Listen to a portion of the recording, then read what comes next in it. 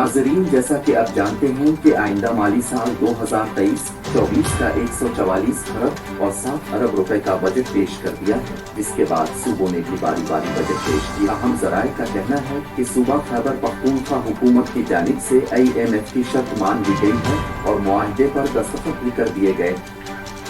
ذرائع کے مطابق KP کی حکومت نے IMF کے معاہدے پر دستخط کرتے سرپلس بجٹ دینے کی شرط مان لی ہے اور کابینہ کی منظوری کے بعد معاہدہ مرکزی حکومت کو ارسال کر دیا گیا، جس کے تحت KP حکومت آئندہ مالی سال کے لیے 95 ارب روپے کا سرپلس بجٹ دے گی۔